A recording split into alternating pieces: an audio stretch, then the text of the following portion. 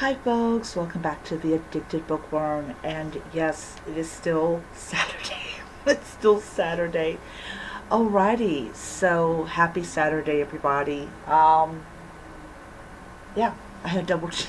Why did I double check? It's like right there. Anyways, so early this morning, so like after I did that review of True Confessions, I went ahead and started the St. Patrick's Day Murder by I can't pronounce the name. I'll put her name down below. And I got to like chapter 11 and then I went to bed because I was absolutely exhausted from constantly going back and forth and everything. But I did finish it. Okay. So, alright. Anyways, so, this is, I believe Amazon says this is book 12 in the series.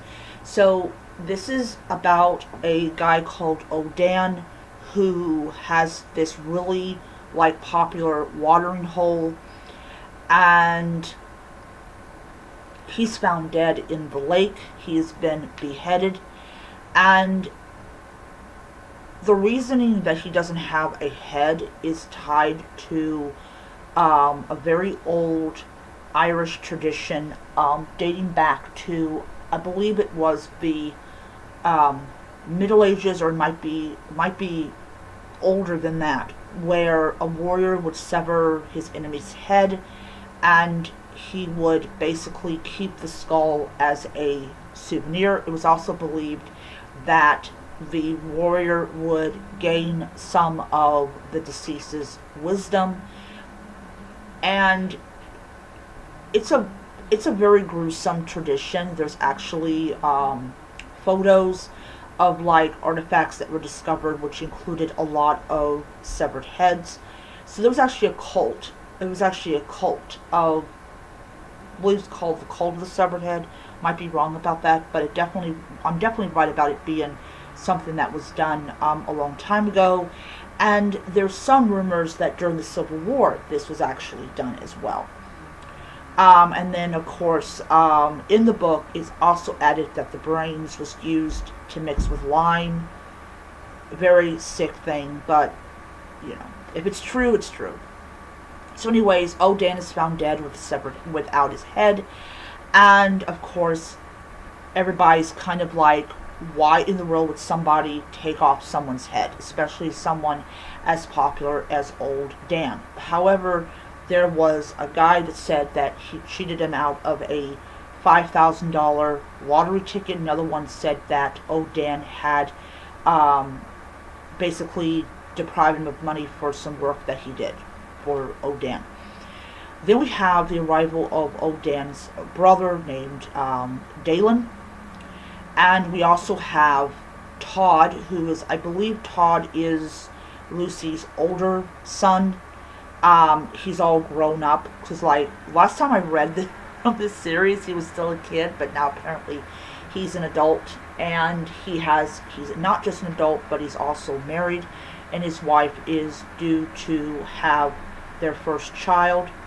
However, the child is, in the book, it's 4 pounds. So they're kind of concerned about doing this because it may not survive. Along the way, with the worries about, Todd's wife and everything, she has to try to figure out who killed Old Dan, and then later on who assaulted Dalen. And also her boss is kind of like, no, I'm going to be the one that's going to break the story about the murder of Old Dan. You're just going to go and do an article about people that dig up items using a metal detector. Those things that they wave on the ground. And then she encounters this one man who is also doing what all the other elderly people are doing, but he doesn't want his photo taken, which kind of is suspicious in itself. And then, of course, we later on find out that the reason that the killer killed Odan is apparently, um, Odan's mother went and got child support payments, that the equivalent of child support payments, for a child that she claims was this guy's child. And it was like, what the heck? Lucy also has to try to find a missing child named Darlene, I believe that's how you pronounce her name. Finds her, and then of course the murderer finds them. Anyways, she manages to escape, of course, because this is a cozy mystery. Our protagonist has to escape. But yeah, everything is tied up very well, and it's rivalry and revenge and all that type of stuff. So I gave this 5 stars. I posted this on Amazon. I do not post any of my reviews anymore on Goodreads. Alright, so let's go ahead and return this book. So I'm going to get my glasses on so I don't accidentally reopen it.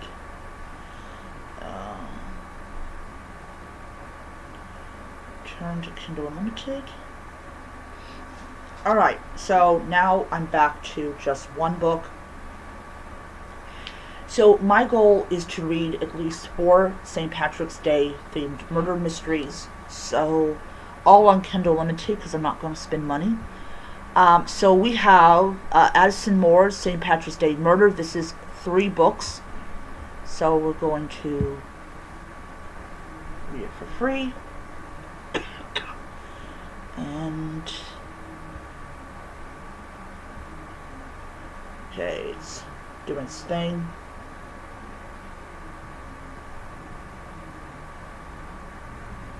Here. Alright, so let's see what this is about. So there's 3 stories in this one. And it says here, luck runs out, secrets don't, and on St. Patrick's Day, murder is always dressed in green. Welcome to the St. Patrick's Day Murder Cozy Mystery Collection, a festive, laugh out loud box set featuring 3 St. Patrick's Day themed cozy mysteries from beloved Murder in the Mix series. When parades roll through town, cakes stack high, and everyone's feeling just a little too lucky, trouble is never far behind. Laugh Out Loud Cozy Mysteries is by New York Times, USA Today, and Wall Street Journal bestseller Addison Moore. So let's see here what we got here. In Bloodbaths and Banana Cake, a cheerful celebration takes deadly turn when a shocking discovery threatens to ruin the festivities. With frosting flying and tempers flaring, and one sharp-witted baker must sift through lies faster than flour to catch a killer hiding behind a smile. Baby Bunt Cake Confusion proves that even the sweetest occasions can turn sour. Between green-tinted treats, mixed-up motives, and suspects with something to hide, this St. Patrick's Day mystery